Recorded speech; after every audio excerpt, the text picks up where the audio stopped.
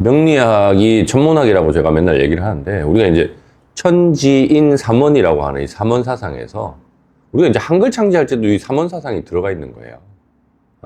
그래서 우리가 초성, 중성, 종성 이렇게 삼성이 묶여져서 하나의 글자가 만들어질 수 있는 거예요. 여러분들이 종성이 없는 글자도 있지 않냐 이렇게 얘기하는데, 종성이 없는 글자는 드러나지 않은 글자들이에요. 거기에 무음적인 형태가 들어가 있는 건데, 하여튼 그건 훈민정음, 해례본 이런 걸 공부를 좀 해보시면 아시는데, 저야 이제 장면 공부하면서 그 책을 봤어요. 근데 어쨌건 이제 천지인 삼원을 중심으로 했을 때, 천문학이 명리학, 지리학이 풍수, 사람 관련된 학문이 한의학이에요. 그래서 기본적으로 음양오행이라는 그 이론 또는 이제 그 철학적인 틀을 가지고 여기 세 군데다가 적용시킨 겁니다. 여긴 천문학에 적용시킨 거고, 여기는 지리에 적용시킨 거고, 여기는 사람한테 적용시킨 거고. 그래서 이제 명리학적으로 보면 우리가 이제 달력을 많이 보게 되고, 별자리, 그리고 기후, 그다음에 온도 등등을 많이 보게 됩니다. 제일 그걸로 유명한 거는 이제 제갈공명이죠, 제갈량. 한겨울에 동남풍이 불 거라고 예측해가지고 적벽대전 승리를 이끌었던 게 아주 유명한 일화죠. 근데 이제 그거는 그 사람이 그걸 바꾼 게 아니에요. 왜? 와룡 선생 하면서 거기서 맨날 농사 졌어요, 그분. 유비한테 등용되기 전에. 그 수경 선생이라는 분이 이제 가르치는 서당에서 왔다 갔다 하면서 이제 제일 공부 잘한 애가 이제 봉추하고 방통이죠? 그 다음에 이제 와룡이라고 불렸던 제갈량인데, 농사 지면 뭐 하겠어요? 맨날, 오늘 비 오나? 날씨 어떤가? 농사 잘 되나? 이거 한 거예요. 그 동네에서. 근데 매년 관찰하다 보니까 이 특정한 시기에 한 2, 3일간 따뜻한 바람이 불어가지고 따뜻해지더라. 이상하잖아요. 그걸 기록을 하든지 뭔가 해놓은 거죠. 다른 사람들은 지나치는 거죠. 그래서 당연히 이제 북쪽에서 쳐들어온 조조 애들은 모르지. 그걸 어떻게 알아요? 매년 그 관측한 애들도 모르고 거기 사는 애들도 잘 모르는데. 그런데 얘가 그거 알고 있다가 쇼를 한 거야, 쇼를. 그냥 뭐 제사를 지내고 제단을 지내고 뭐 해가지고 송건도 모르니까 진짜 불어? 야, 씨, 이거 말이 돼? 막 이러면서 이제 이따가 준비는 다 해놓고 있다가 정말 딱 부니까 우와 하고 이제 전쟁 벌어졌을 때 이제 제가 그냥 도망가죠. 왜? 무섭잖아요. 내일 비 올지 안 올지, 내일 바람이 어떤 방향으로 불지 아는 건 옛날로 치면 거의 슈퍼컴퓨터 수준의 그 정보를 가지고 있는 건데 얼마나 무서워요. 걔 잡아 죽이려고 했는데 벌써 도망갔지, 눈치 까고. 그런 것처럼 그러니까 제갈공명도 그 주역의 거의 대가로 유명한 사람입니다. 팔문금세진이라고 뭐 그런 것도 나오고, 그분은 일단 기본적인 뭐 그런 배치 또는 그런 역법에 대해서 잘 알고 있는 분이라. 근데 이제 이 얘기를 왜 하냐면, 요새 너무 추워요, 한국이. 이상하잖아요. 지지난주인가? 시베리아가 영하 10도인데 우리나라가 영하 13도예요. 14도 막 이래요. 삿포로 막 영하 15도 하고. 이게 무슨 일이야, 이게. 거기다 지구 온난화라면서. 지구 전체의 평균 온도가 1.5도를 넘게 올라서 이제 뭐 지구 온난화 때문에 큰일 났네, 어쩌네 저쩌네. 아니, 지구 온난화인데 왜 춥냐고. 그럼 더 따뜻해야지. 자, 그게 이유가 있어요.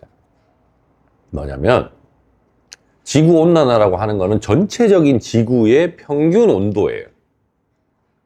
사람들이 자꾸 착각하는데, 평균 온도라고 해서 겨울도 온도가 올라가고 여름도 온도가 올라가고 가을도 올라가고 봄도 올라가고 이게 아니에요. 평균 온도란 건 제일 낮은 거, 제일 높은 거, 중간 거 어쩌고저쩌고 다 합쳐가지고 그거를 예를 들어서 매일매일 측정했으면 나누기 365를 하는 거고요. 3개월마다 측정했으면 나누기 4 하는 거고요. 뭐 이렇게 측정하는 거예요, 평균 온도. 그래서 이 플럭추에이션이라고 하는 이 변동 변화의 힘은 더 커진 겁니다. 전체적인 트렌드는 이렇게 올라간 거죠. 지구 온난화 때문에 올라갔지만 그 변동 변화의 폭은 커졌다. 근데 왜 시베리아는? 왜 한국만? 자, 시베리아는 대륙성 기후의 가장 대표적인 예죠. 거기는 항상 변함이 없어요. 어떻게? 엄청 추워요. 그냥 계속 추워요. 계속 추운 동네예요. 주구장창 추워요. 왜? 위도가 한참 위잖아요. 북극 가깝고. 그래서 항상 추운 애예요. 그게 되게 일관적이지. 근데 우리나라나 일본은 바다를 많이 끼고 있잖아요. 그러니까 해양의 영향을 많이 받습니다. 특히 지금 해양의 영향을 많이 받는 일부 이제 지역들이 그런 기온의 변화가 되게 심한 이 현상이 드러나고 있고요. 그러다 보니까 태풍이나 허리케인 숫자가 늘어나고 있어요. 특히 적도 부분에서 이제 많이 데워지면 물이 훨씬 많이 증발하고 그거에 따라서 그런 허리케인, 태풍 이런 것들이 많이 생겨요. 그래서 앞으로 아마 뭐 그냥 저의 예상입니다. 이건 뭐 이런 게 미래 예측인 거예요. 뭐 그렇게 막 점쟁이 뭐 신내림 받아가지고 뭐 맞추고 이런 게 아니고요. 그냥 그런 정보랑 그다음에 명리학적으로 공부한 여러 가지 이론들 이런 걸 맞춰서 그냥 보면 겨울은 더 춥고 여름은 더 따뜻해질 겁니다. 더 더워지겠죠. 그래서 평균 온도는 올라갈 거예요. 그 얘기는 겨울이 추워진 만큼 여름은 더 더워진 데다 또 더워지겠죠. 이제 타들어갑니다. 타들어가. 그리고 또 하나 사람들이 착각하고 있는 거. 이제 막 빙하가 녹는다고 하잖아요. 전체적인 평균 기온이 올라가서. 그럼 빙하가 이제 이만큼 밑에가 더 큰데, 빙하는. 위에가 이제 녹고 얘도 녹기 시작해요. 그 이유는 바닷물이 따뜻해져서 그런 거죠. 왜냐면 바닷물은 해류에 따라서 이렇게 막 움직이고 돌죠? 물이라서. 그런데 이제 그게 점점 기온이 올라가니까 얘가 못 버티고 녹는데, 만약에 전 세계 빙하가 다 녹으면 문제가 생기는 곳은 우리나라만 쳐도 서울하고 부산 같은 바닷가에 붙어 있고 강 끼고 있는 데가 다 잠길 거예요. 원래 그런 데가 살기가 좋아서 사람들이 예전부터 모여 살다 보니까 도시가 형성된 겁니다. 그런데 해수면이 이제 점점 올라오면 그게 잠기겠죠. 네. 그럼 오히려 강원도나 이런 데는 안 잠겨요. 거기가 이제 그러면 해수면이 가까워지면 바닷가가 될 거예요. 설악산 앞에 이제 막 바다가 생기는 거지. 그럼 거기가 살기 좋겠죠? 뭐 그렇게 바뀌어요. 근데 이게 얼마나 빠른 속도로, 얼마나 급격하게 올 건지 예측하는 거는 뭐 결국은 그런 기상학자나 날씨 연구하시는 분들이 예측을 하는 거겠죠. 하지만 중간중간에 인간들이 여러 가지 공해를 만들어내고 뭐 하는 거에 따라서 또 속도가 바뀔 거고 변수가 너무 많아요. 그래서 고려하기가 어려운 그런 거죠. 근데 뭐 어쨌거나 이런 걸 놓고 보면 자, 내가 죽기 전에 과연 빙하가 녹아서 서울이 잠길까? 이게 이제 인간의 문제입니다. 권선징악 얘기할 때도 제가 많이 쓰는 얘기인데, 자, 역사적인 책이나 뭐 온갖 것들이 남아있는 등등을 보면, 자, 역사는 항상 승자의 기록이기 때문에 꼭 권선징악으로 남지 않아요. 저놈이 나쁜 놈이 얇게 뭐야. 걔가 그럼 다 이겨가지고 나라를 먹었는데. 기록을 남기면 지한테 좋은 기록 남기겠지. 근데도 역사를 전체적으로 놓고 보면,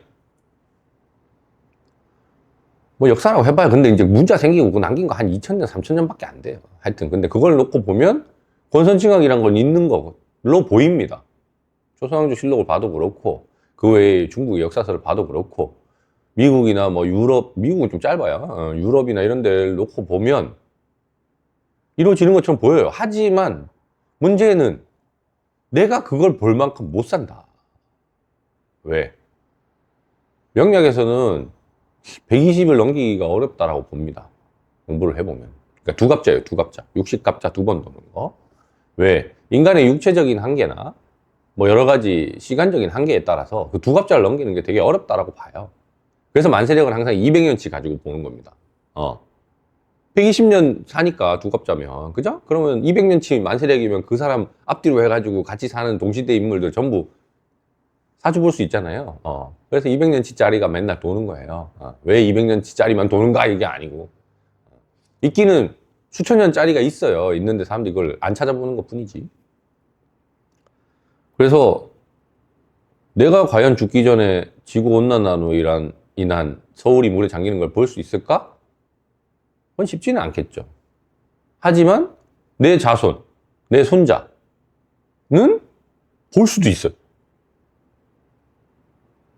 뭐 나 죽고 났는데 뭐 걔들이 뭐 잠기든지 말든지 난 모르겠고, 그럴 수 있죠. 뭐 저도 인정합니다. 왜? 명리학은 태어나서 죽을 때까지 최대한의 행복을 만들기 위한 학문이니까. 내가 죽었는데 뭐 내 자식이 어떻게 살고 있는지, 내 손자가 어떻게 살고 있는지, 내 후손이 어떻게 사는지 몰라요. 네. 그거는 뭐 알 수가 없습니다. 네. 인간의 한계죠. 죽음이라는 그 경계선. 하지만 내 자손이잖아요. 내 자식이고 내 손자잖아요. 그리고 우리 민족이잖아요. 잘 살면 좋겠잖아요. 그래서 우리가 노력하고 사는 거고 준비하는 겁니다.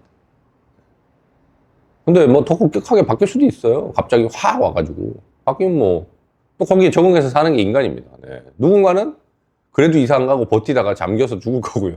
누군가는 재빨리 저 산으로 도망갈 거예요. 그런 걸 미리미리 알고 선제적으로 예측해서 대응하는 게 현명하게 사는 방법이 아닐까 생각이 듭니다.